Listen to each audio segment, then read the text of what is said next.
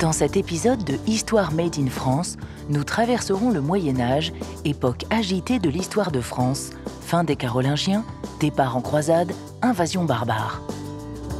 Nous commencerons nos pérégrinations au Mont-Saint-Michel, à la rencontre des religieuses qui l'habitent. Nous prendrons ensuite la direction de Paris pour découvrir les équipes de la Monnaie de Paris. Filons après en Bourgogne, à Brancion, où des bénévoles restaurent un château du Moyen-Âge. À Chartres, nous rencontrerons une dynastie de verriers. Puis, cap à l'est, où le château du Haut-Königsbourg domine depuis 8 siècles la plaine d'Alsace. Retour vers la capitale, à 2 pas du château de Vincennes, pour découvrir la forge de la garde républicaine. Nous entendrons enfin des polyphonies médiévales qui donnent vie à l'abbaye de Royaumont.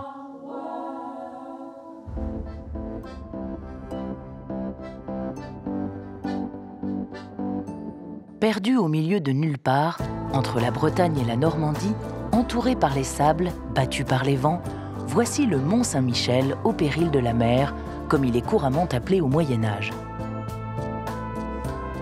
En 709, l'évêque d'Avranches y fit construire une première église. C'est l'archange Saint-Michel, apparu dans ses rêves, qui lui en aurait fait la demande. Aujourd'hui, ce sont 5 frères et 7 sœurs de la fraternité de Jérusalem qui animent la vie religieuse sur le mont. Ils accueillent les pèlerins et les touristes pour les laudes, l'Eucharistie ou les vêpres. Ceux-ci peuvent même séjourner auprès des religieux pour une retraite spirituelle. Voici Sœur Claire, c'est justement elle qui est en charge de l'hôtellerie. Alors quand j'ai quitté Paris, ma première réaction ça a été un peu de la peur parce que j'avais jamais été au Mont-Saint-Michel et j'imaginais une petite vie un peu coupée du monde. Et moi j'étais rentrée dans la communauté pour rester au cœur du monde et rester proche des gens. Et alors j'ai été très surprise en vivant ici parce que, au contraire, j'ai jamais été aussi proche des gens qu'ici.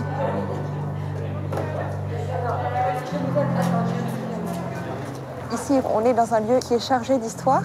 Donc depuis la fondation, il y a eu des hommes et des femmes qui ont prié ici, donc à l'abbaye. Et puis aussi, il y a eu des pèlerins dès le départ en fait. À peine le premier sanctuaire construit, ça y est, il y avait déjà des pèlerins qui venaient. Et c'est resté en continu jusqu'à aujourd'hui. Moi, je découvre Saint-Michel, je ne connaissais pas du tout avant d'arriver. Il est très aimé. Alors, à la fois de personnes très croyantes et puis aussi de personnes qui ne sont pas forcément proches de l'Église, mais qui ont vraiment foi dans la puissance de Saint-Michel. Parce que Saint-Michel, on croit qu'il est là au moment de la mort, qu'il pèse les âmes. Il y a des représentations de Saint-Michel, c'est très beau, où il a une balance dans la main pour juger les âmes, et puis discrètement, avec son doigt, il fait pencher la balance d'un côté. Ça montre toute la douceur et la bienveillance de Saint-Michel au moment de la mort. Donc Saint-Michel est très populaire.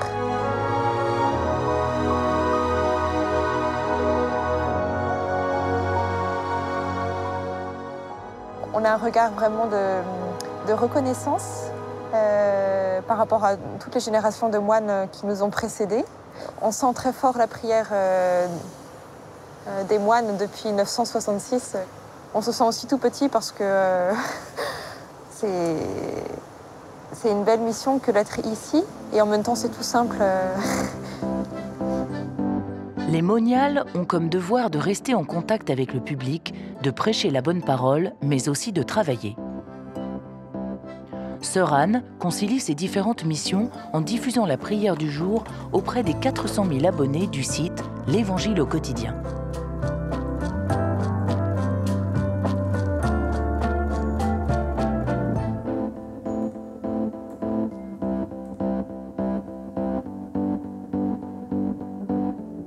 L'avantage pour un lieu comme ici, c'est que c'est du télétravail.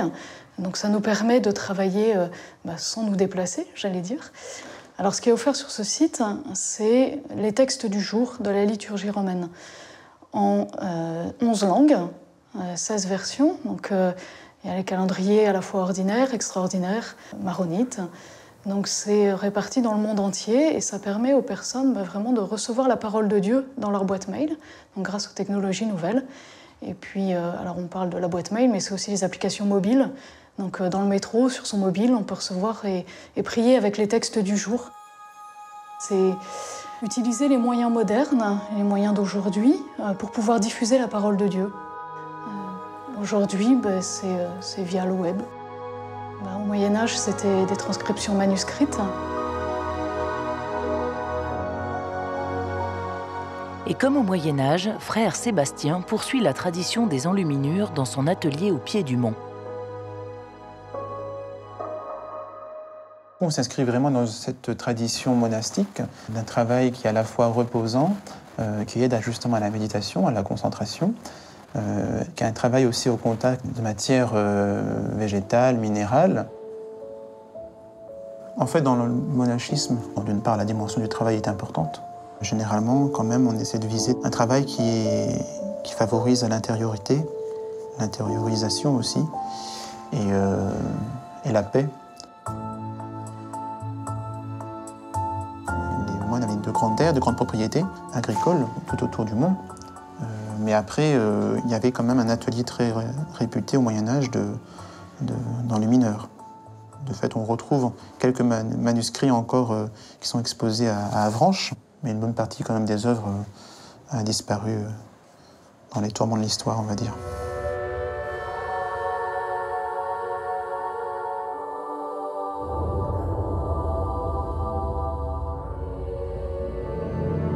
Je ne sens pas particulièrement de présence, en tout cas ésotérique, au Mont-Saint-Michel. Mais c'est sûr qu'on ne peut pas être indifférent à une histoire millénaire comme le Mont. Et combien de personnes on voit son anneau de liturgie et en ressortent avec quelque chose, parfois au bord des larmes.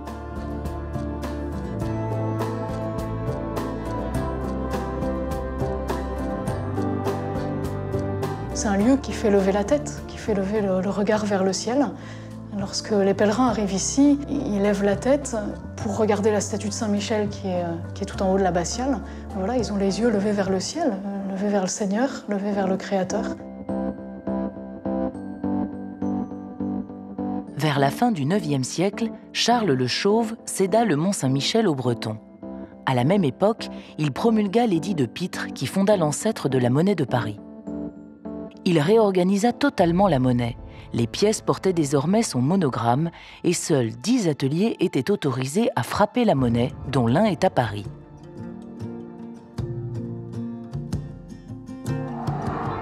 À 2 pas du Louvre, de l'autre côté de la Seine, se trouve le site historique de la monnaie de Paris. Chaque année, plus de 200 000 médailles et pièces et 130 000 décorations officielles sont produites ici. Et tout commence par la gravure. Avant de frapper la monnaie, il faut la penser, la dessiner. Il faut créer les modèles qui permettront la fabrication des pièces. C'est le métier des graveurs, encadré notamment par Joaquín Jiménez.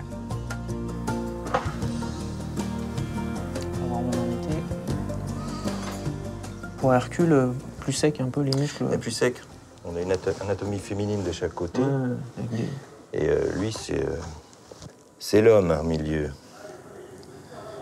C'est la difficulté d'ailleurs, hein, cet exercice-là. Garder la modernité du dessin et puis lui donner de la sensibilité, c'est le plus compliqué. Un peu de rondeur là dans la cuisse. Ici, c'est le cœur de la création de la monnaie de Paris. Donc les étapes se succèdent en partant d'abord de la création et du dessin. Tout part d'un dessin, bien entendu, d'une création graphique. Chaque graveur est capable évidemment de faire son dessin. Ensuite, on passe à l'étape de la réalisation en volume, bien entendu. On fait un modèle en plâtre ou alors directement en creux et à l'envers dans un gabarit en laiton.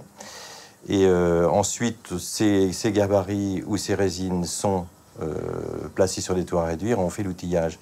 Les outillages sont ensuite retouchés, bien entendu, par les graveurs.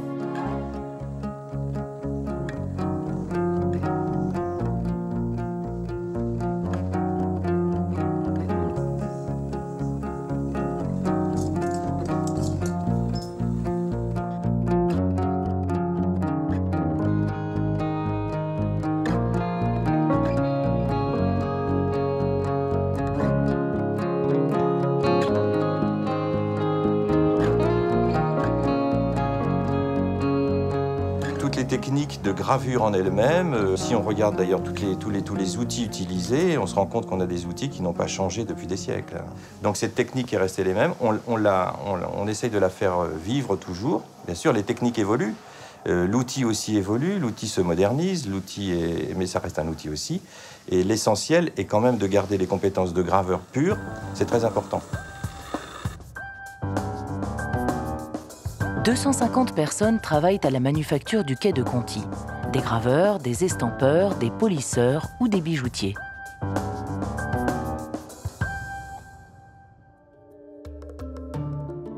Dans les ateliers de Paris sont frappées les pièces en or et en argent. Les euros, quant à eux, sont produits à Pessac.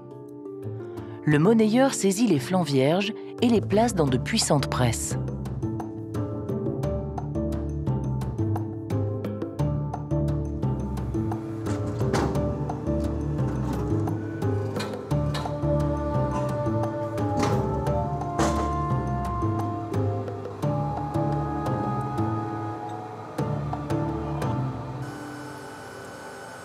La première monnaie s'est éditée, on va dire, historiquement, par Charles Le Chauve. La monnaie suivait ce qu'on appelait le palais. Et le palais était quelque chose de mobile. C'est ce qui suivait le roi. Et donc, à l'époque, on frappait avec des techniques qui étaient mobiles, forcément, hein, y compris chez les Grecs et tout, qui étaient complètement différentes. Il faut imaginer qu'à un moment, au début de la monnaie, on prenait un bout de métal, un coin, on tapait avec un grand coup de marteau. C'était ça. Alors quand on voit maintenant l'évolution des techniques et des presses hydrauliques numériques, c'est complètement évidemment un autre monde. L'atelier des frappes spéciales est un endroit ultra sécurisé. Chaque pièce en or vaut 5 000 €. Ce matin-là, il faut en frapper 60. Sébastien Potelouin est le responsable de cet atelier.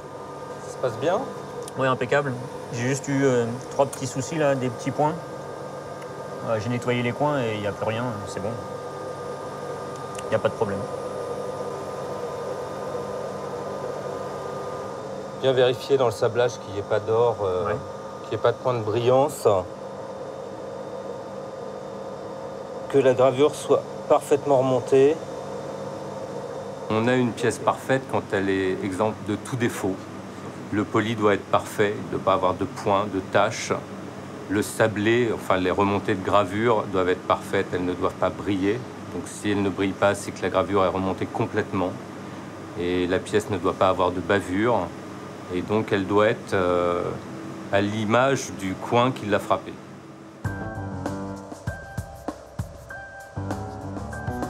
On a besoin des hommes pour vérifier le travail. Ça reste purement visuel et non dimensionnel. Et donc, l'habitude de ce travail nous sert beaucoup pour avoir des produits parfaits.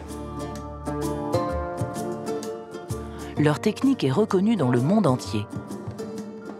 L'établissement frappe des pièces pour la Thaïlande, Monaco, Malte, la Grèce ou le Bangladesh.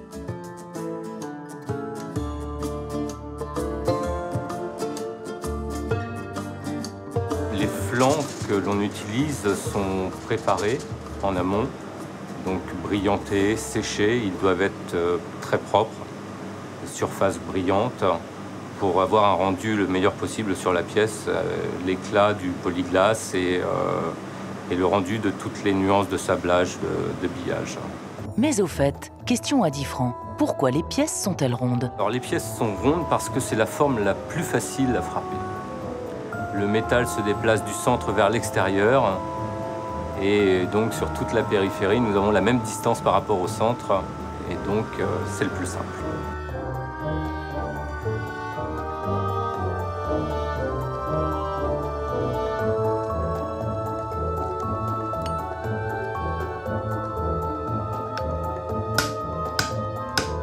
La renommée de la monnaie de Paris n'est plus à faire, évidemment. C'est une maison, une vieille dame qui a 1150 ans, mais qui est capable de bouger encore et de bouger très bien. Les pièces éditées par la Monnaie de Paris sont recherchées par les numismates, les collectionneurs ou les investisseurs du monde entier. Objets d'art, valeur refuge ou placement, certaines pièces se revendent 10 fois plus cher que leur valeur faciale. quittons Paris et l'Île-de-France pour atteindre la Bourgogne. Survolons la Côte d'Or, l'abbaye de Fontenay. Traversons un siècle de l'histoire de France. Sur une colline surplombant le Haut-Mâconnais, le château de Brancion a survécu aux luttes féodales. La seigneurie qui y vivait au XIe siècle était très importante. Les membres de la famille étaient batailleurs, voleurs, rebelles, ce qui engendra quelques problèmes avec les puissants moines de Cluny, leurs voisins.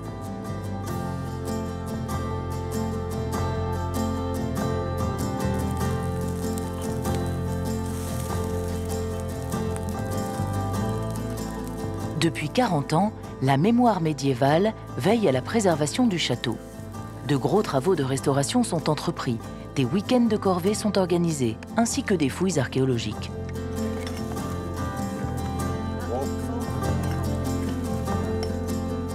Frédéric Fauchet est le président de cette association.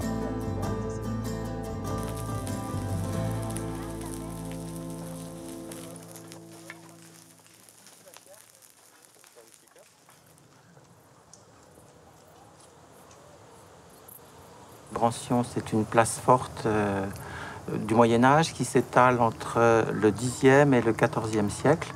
Donc on a un panorama d'architecture médiévale très très vaste. D'une forteresse au Xe siècle, ça devient un palais ducal au XIVe siècle. Le lieu évolue en fonction de l'histoire, en fonction de la politique et en fonction des forces en présence. Brancion est un lieu stratégique. C'est pour ça que le château a traversé les époques. Les équipes de l'Institut national de recherches archéologiques préventives travaillent donc régulièrement sur ce site. Benjamin Saint-Jean-Vitus est l'un de ces chercheurs.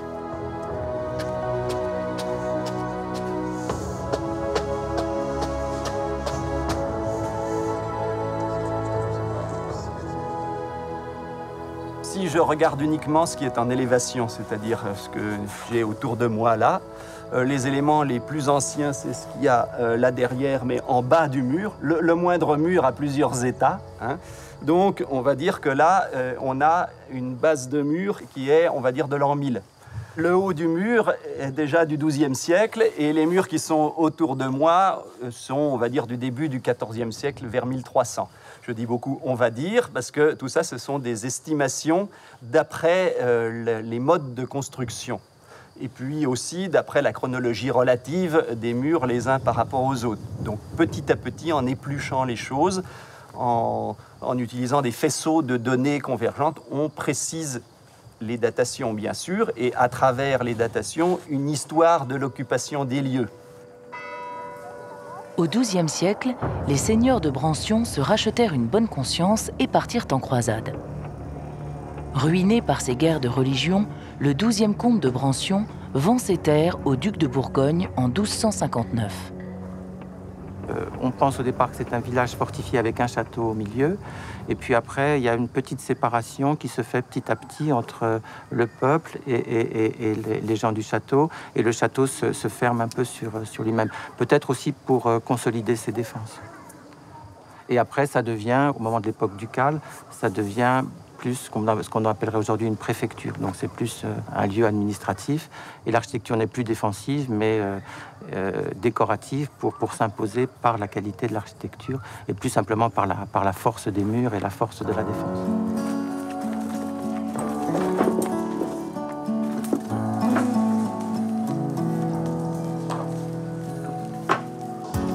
Non mais je peux le mettre dedans. Allez, voilà.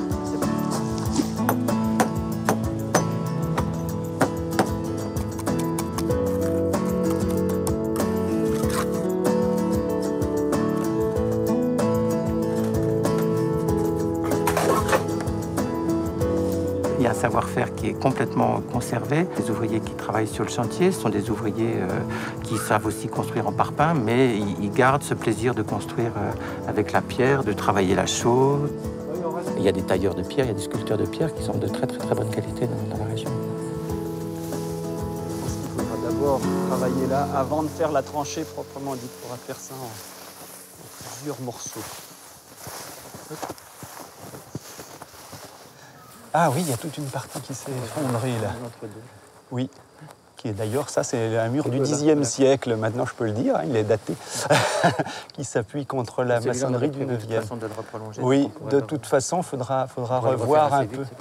Après, l'idée pour ce qui suit, c'est évidemment d'appréhender toute cette zone-là. Et là, donc, de toute façon... En tant qu'architecte et en tant qu'habitant de la région, j'ai décidé de m'investir dans cet endroit parce que je crois que c'est intéressant que ces endroits vivent. Donc, il y a la conservation, évidemment, des vieilles pierres, mais pour ce qui me concerne personnellement, pour d'autres gens de l'association, ça peut être très différent. Moi, il y a un investissement parce que je pense que le patrimoine dans le milieu rural est extrêmement important.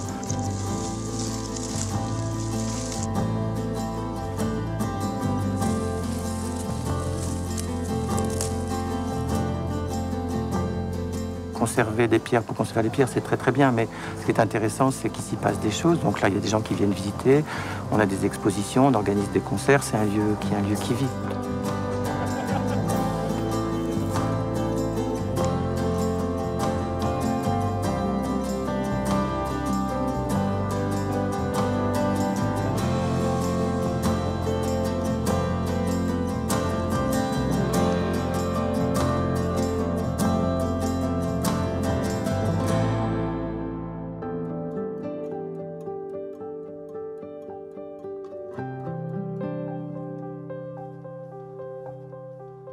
Remontons vers le nord-ouest.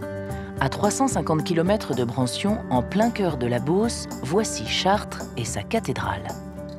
Au XIIe siècle, Notre-Dame de Chartres était l'une des plus grandes cathédrales gothiques dédiées à la Vierge dans la France septentrionale. Après un incendie en 1194, la cathédrale fut reconstruite.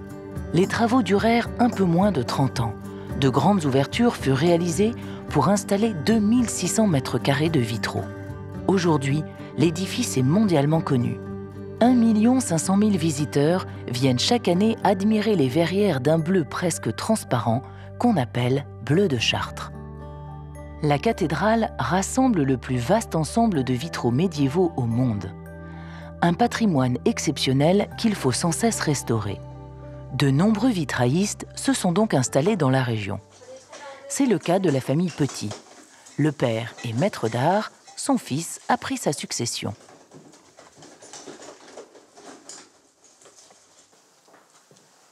On a restauré des vitraux. Donc dans la cathédrale, il y a du 12e, du 13e, du 14e, du 15e, du 16e, et puis jusqu'à des grands maîtres contemporains, jusqu'à mon père récemment. Voilà. Ouais, ça se passe, ça se passe bien. Il a de la poussière. Tu vois déjà la différence. Ah oui, oui. C'est pas... Pour le moment, on fait un dépoussiérage et puis le nettoyage, c'est classique, hein, c'est à l'eau et à l'éthanol. Et puis après, ça va être plus sérieux pour ce qui concerne les infiltrations. Michel Petit est une référence dans le monde des vitraillistes. Même s'il est à la retraite, il continue de se rendre dans l'atelier où son fils travaille. En ce moment, l'entreprise Petit restaure un vitrail des années 30 réalisé par un grand artiste français, François de Corchemont. Il y a beaucoup de choses intéressantes là sur de Corchemont. Mais ce qui est bien, c'est de les sortir de l'ombre parce que finalement, on connaît bien toute la production de vases de Corchemont, mais alors sa période vitrail, elle est quand même très méconnue. À un moment donné, on était très très investis dans la conservation et il nous a fallu nous battre en fait pour revenir sur le terrain de la création. C'est ça qui reste sur la plaque. Hein. D'accord. Les parties que tu es en train de hachurer, ça correspond aux parties qui vont rester blanches et thermoformées. D'accord. En fait, ça c'est ton cache pour la peinture, là, ce que tu es en train de faire. Donc ce sont les parties qui ne elles vont rester blanches parce qu'elles seront cachées en fait. Voilà, c'est ça. Ok. Stéphane Petit accueille aussi sa nièce à l'atelier. Étudiante à l'école Olivier de Serres, elle suit les cours de la filière vitrail où son grand-père enseignait autrefois.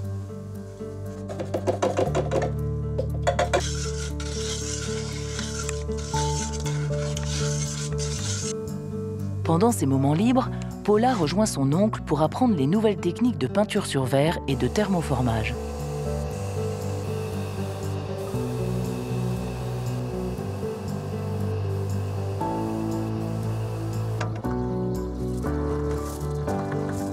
Il est un petit peu pâle comme ça.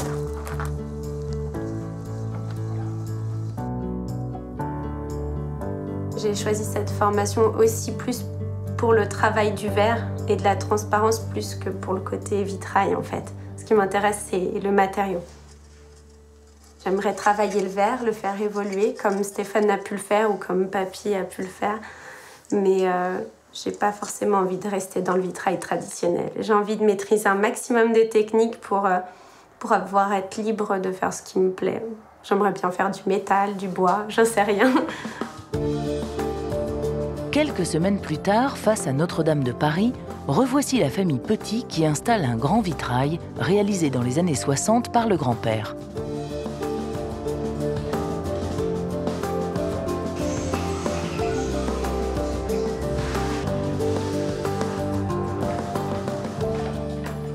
Quand Stéphane m'a dit que j'allais restaurer le vitrail de mon grand-père pendant mon stage, j'étais vraiment émue parce que finalement, c'était vraiment... Là, pour le coup, j'ai senti la filiation, quoi. Enfin, le travail de mon grand-père, puis ensuite de Stéphane qui l'a démonté, puis moi qui ai dû le restaurer. C'était pas grand-chose, mais même j'y ai contribué.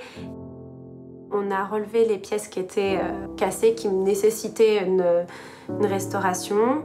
J'ai refait les peintures, et puis on les a remis en plomb, mastiqués et installés. Enfin, je sais pas, j'étais vraiment très contente de travailler dessus. C'était une expérience sympa, puis c'est toujours plus sympathique de travailler sur le boulot de quelqu'un de sa famille plutôt que celui d'une personne lambda. C'est des connaissances qu'on partage. Et si on est ouvert, on les reçoit et puis on les partagera plus tard avec d'autres personnes.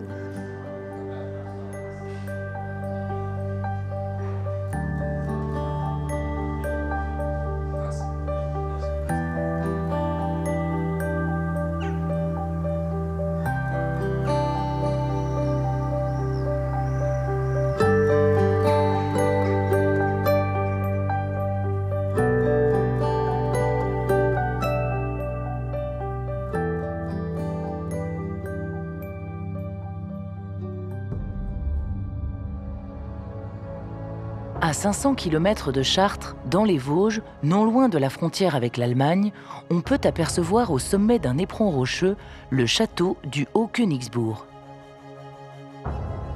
À presque 800 mètres d'altitude, ce château fort du Moyen-Âge domine la plaine d'Alsace. En 1157, il est baptisé château du Haut-Königsbourg, ce qui signifie le haut château du roi.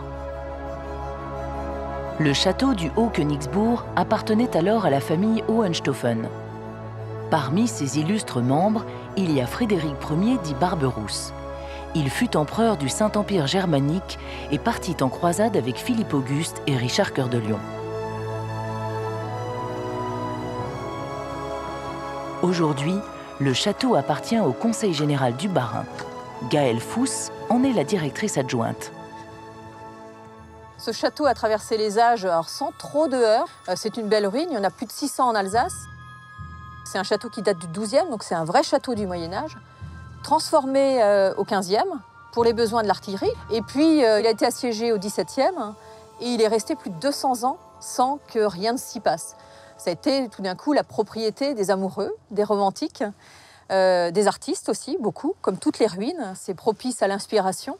Et à la fin du XIXe, il a été confié à l'empereur par la ville de Sélestat pour en faire un écomusée du Moyen-Âge. Donc il a traversé effectivement tous les âges sans trop de bouleversements.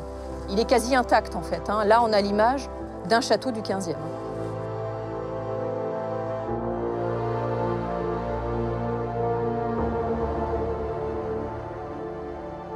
Alors, il a été édifié au XIIe par les Hohenstaufen, donc une famille, une des grandes dynasties qui habitait au château de Königsbourg.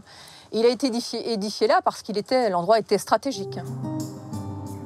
Là, on surplombe toute la plaine d'Alsace, la plaine des Vosges également. On a une vision sur toutes les routes, les trafics, du sel, de l'argent. On a Sainte-Marie-aux-Mines qui n'est pas très loin. En plus, on est au sein d'un massif forestier très intéressant. Et on a au sein de ce massif forestier une carrière de pierre. Dans les combles du château, sur l'un des chemins de ronde, deux artisans taillent un gros bloc de grès rose des Vosges. Travailler au château, hein, faut pas l'oublier. Hein. Les ciseaux, il faut qu'ils soient bien affûtés. Hein. Ce sont des ciseaux à pointe de tungstène? Ouais, mais on abîme vite. Hein. Le mieux, c'est les ciseaux forgés. Hein. Ouais, là, il faut avoir une forge sur place. Ouais. Travailler en continu.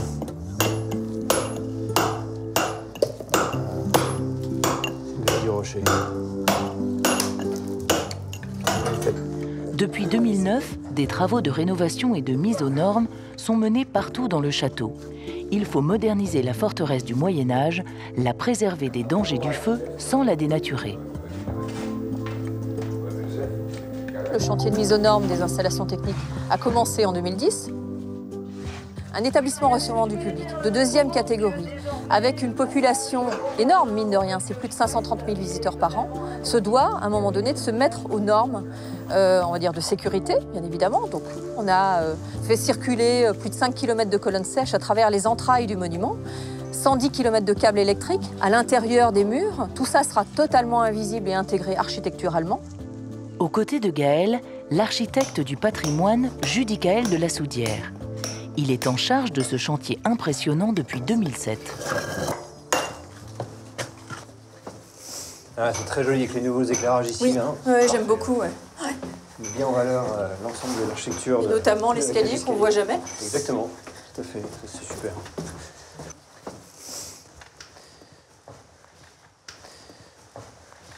Et alors là, une nouvelle pièce, enfin ouverte au public et valorisée. Là, on arrive dans la pièce des anciennes bâches 1960 qui étaient ici, qui ont été démontées. Là, on voit tous les réseaux là, qui sont ici, qui sont apparents. L'entreprise a encore un peu de travail là, pour réorganiser les réseaux. Et donc, on arrive à passer tout ça en fait, dans les joints, dans toutes les maçonneries, dans les cheminées aussi, dans les conduits de cheminée. Ça, c'est assez impressionnant. C'est ici qu'en fait, là, on est vraiment dans une pièce médiévale. Et c'est ici que Baudot et Barthes part pour faire la poursuite de la restauration du donjon.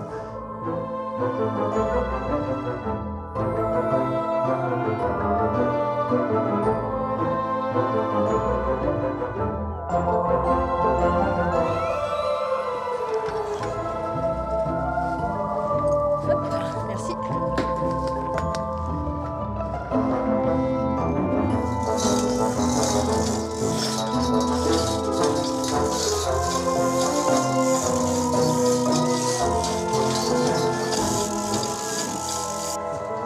Vas-y, Erwin, vas-y, monte. Vas-y, monte. Et on la pose et on la reprend après, hein, parce qu'on décale le parlant. Hein. Attends, je monte.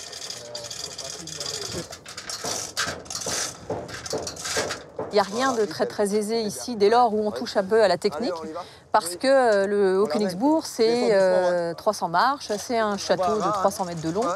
Et effectivement, là, pour le coup, on touche à la partie la plus haute du monument.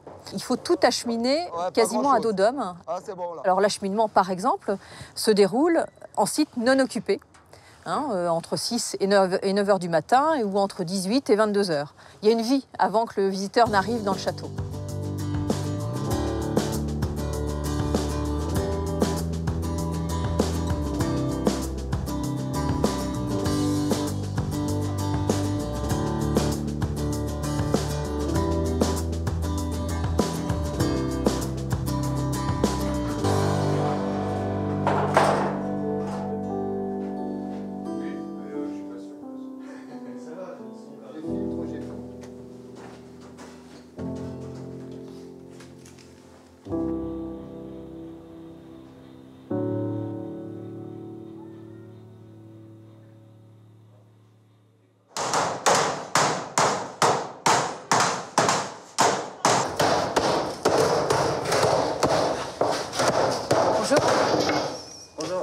Ça va? Ouais, très bien. Bonjour. Là, vous ne bossez plus du tout en extérieur? Pour l'instant, non. Non, d'accord. Là, on attend 2 machines qui vont arriver, donc une plieuse et la guillotine, qu'on va installer en bas. Tous les bacs là qu'on a déjà dépliés, ils sont à plat. Ouais. On les recoupe, on les replie et on va commencer la pose la semaine prochaine. Donc vous serez obligé de descendre ces bacs-là Voilà, descendre, les couper, les replier et puis les remonter. Mais parce que la guillotine était impossible à monter? Elle fait 220 kilos. Ah, donc c'est pour cette raison-là, quoi. Voilà, d'accord. ouais. Ouais. Donc là, c'est non, les hommes qui vont suppléer à la machine. D'accord. Ouais, c'est dommage, ça, par contre. Ouais.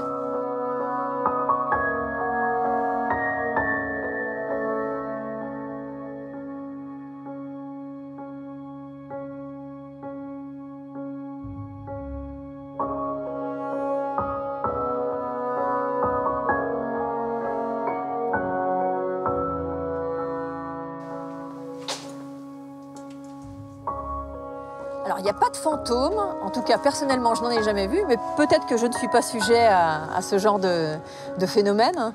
En revanche, il y a une âme, il y a un esprit. Et là, on sent vraiment ou la chaleur du lieu, mais tout au moins un esprit, toujours très bienveillant.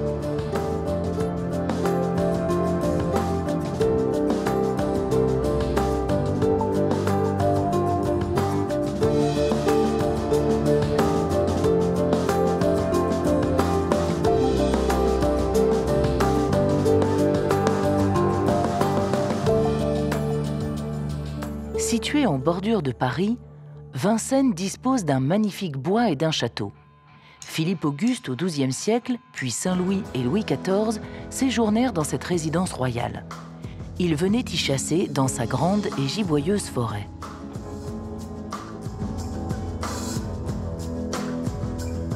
Face au château de Vincennes, on se trouve dans le quartier Carnot, où les cavaliers de la garde républicaine s'entraînent chaque jour. Dans les écuries, il y a plus de 250 chevaux dont il faut prendre soin. C'est le rôle des maréchaux ferrants, un métier vieux de plus de 3000 ans.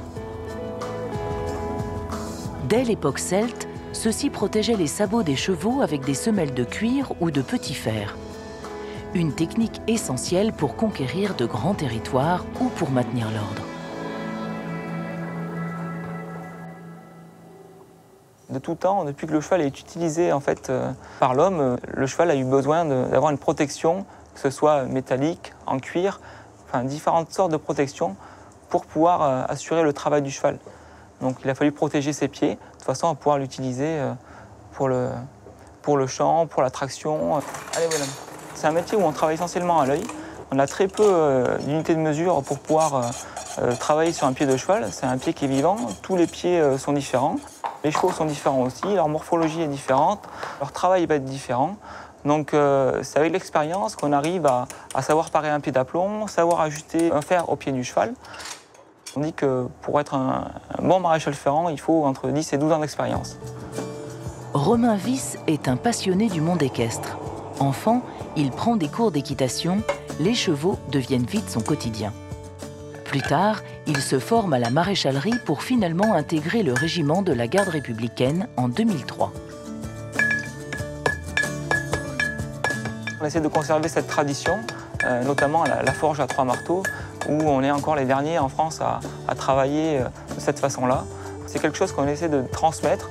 Moi, ce sont les anciens qui m'ont transmis ce savoir, et j'espère pouvoir le transmettre plus tard aux jeunes qui viendront travailler dans les forges.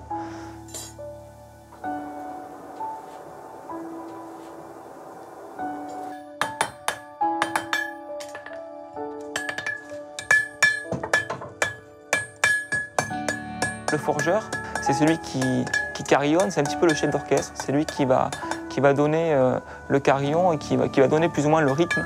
Ensuite, on a le frappeur sur ma gauche, et donc lui, son travail consiste à vraiment écraser la matière de façon à forger le fer. Le rabatteur, lui, c'est un travail plus de finesse, il vient frapper juste derrière le frappeur. Et donc lui, son métier va consister à gommer un petit peu les traces, les différents impacts de marteau, de traces de marteau sur le fer.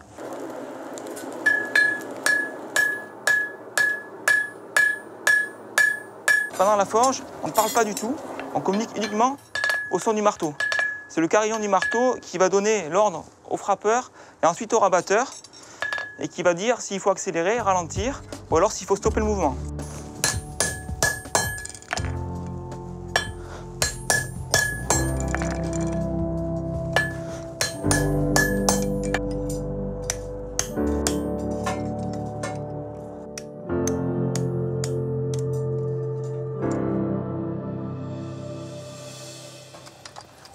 Ça, ce sont des mortaises en fait, pour pouvoir insérer les crampons sur le fer du cheval, de façon à ce qu'il évite de glisser sur l'herbe.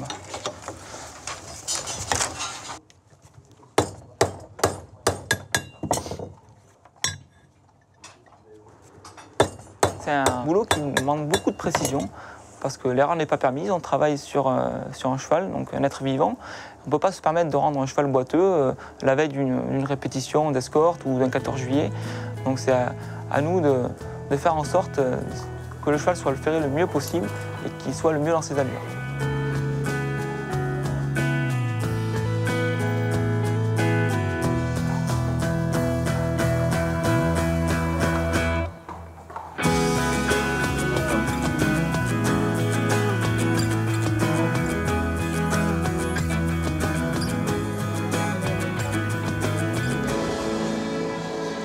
Tous les mois et demi, opération pédicure pour les chevaux, avant la pose des fers à la française.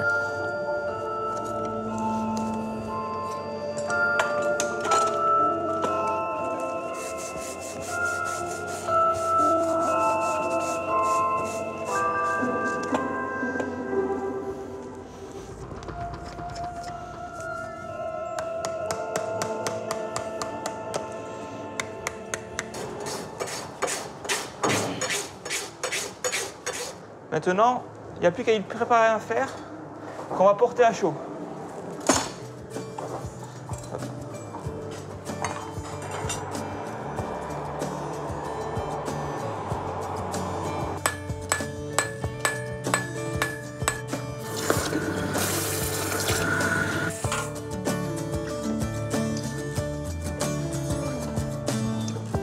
Allez, Tao, rapide.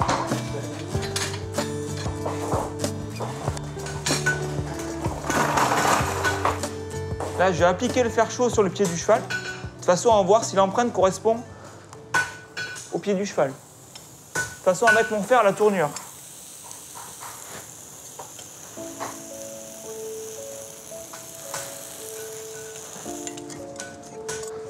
Bon, là, maintenant, mon fer est préparé, ajusté. Je vais pouvoir le brocher.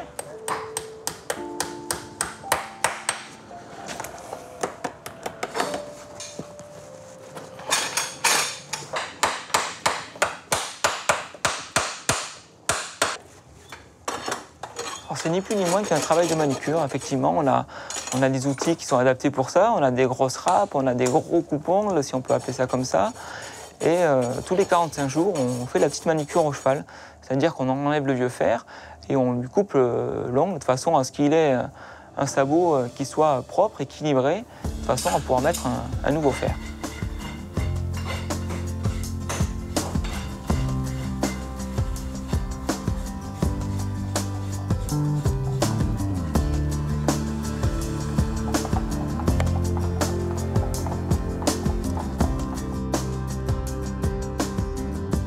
Au nord de Paris, à Asnières-sur-Oise, entre deux parcs naturels, se situe l'abbaye de Royaumont.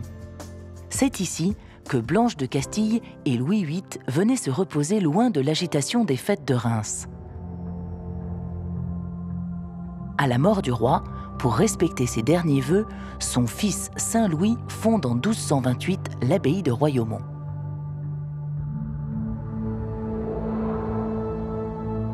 Des moines y vécurent jusqu'à la Révolution, puis l'abbaye se transforma en filature de coton. Aujourd'hui, des artistes habitent les lieux. Danseurs, musiciens ou chanteurs viennent ici en résidence.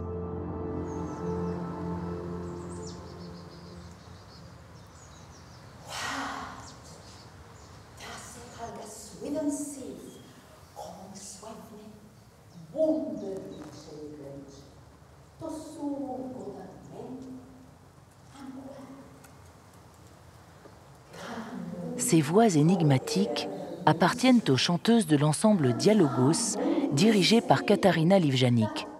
Ce sont des polyphonies du Haut Moyen-Âge.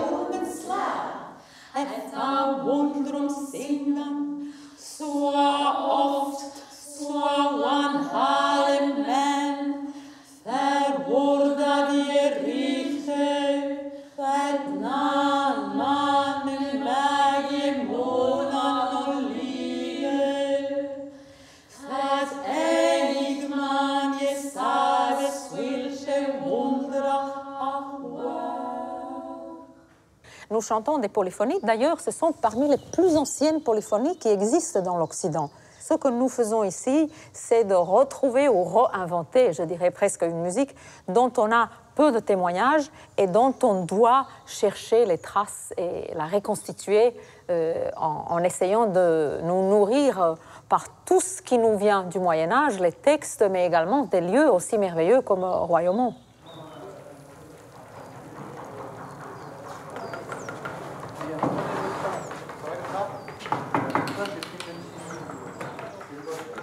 Oui, édificable juste une fois pour que ça s'imprime, cette manière sans compromis.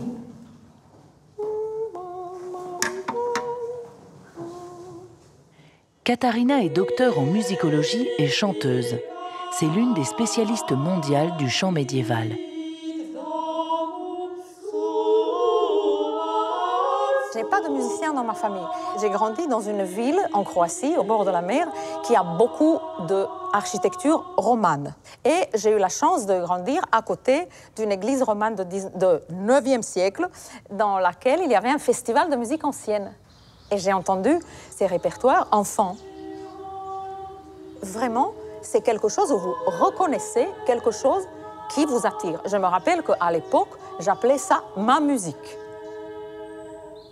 J'étais assez peu calée dans la variété, j'avais honte devant mes amis, et donc j'avais des disques que je réussissais à chercher, obtenir. J'avais des cousins qui me les apportaient de l'étranger et tout. Et puis je me rappelle, parfois, il y avait des amis de la classe qui venaient à la maison. Moi, je cachais ces disques parce qu'ils se moquaient de moi, parce que c'était quelque chose d'extrêmement ringard que je faisais. Moi, j'entends encore ce « A » un peu, qu'on chante presque, on envoie le son l'une contre l'autre. « A » et je l'entends vraiment. Chacune pour soi, pratiquement, pour que ça fasse ensemble quelque chose de très beau qui n'appartient à aucune.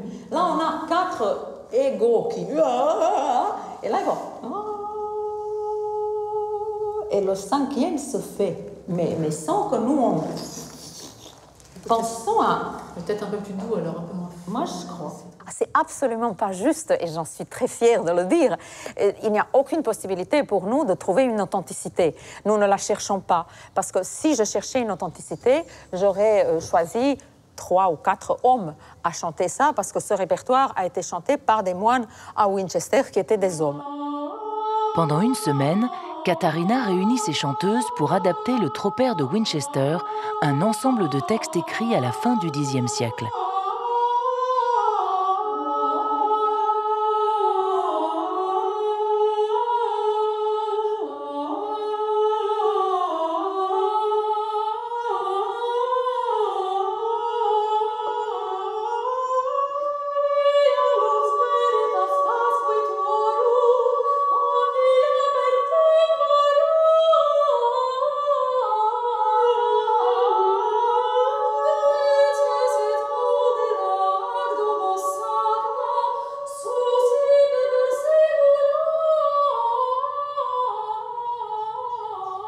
La vie de Saint Swithin est comme une bande dessinée. Elle est composée de différents miracles qu'il a fait. Et là, j'ai choisi un miracle. Un homme est poursuivi par 3 femmes nues qui le effraient tellement qu'à leur seule vue, il perd l'usage de ses membres. Et il reste absolument pétrifié. Et il arrive à l'église de Saint Swithin où le saint lui apparaît dans une vision et il le guérit et comme une espèce de gage, il prend une chaussure. C'est là que Cendrillon revient et le monsieur reste sans chaussure mais il est quand même guéri.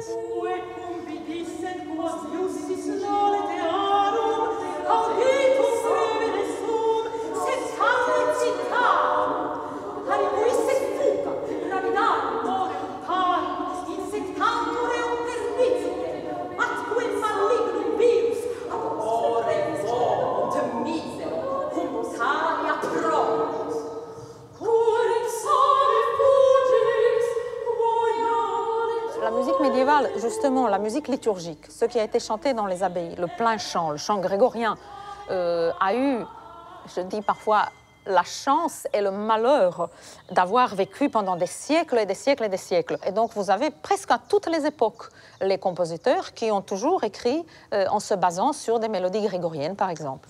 Tous. Palestrina, Bach, Monteverdi, Verdi, tous. Dans le prochain épisode de Histoire Made in France, nous redécouvrirons la France pendant la Renaissance et le siècle des Lumières.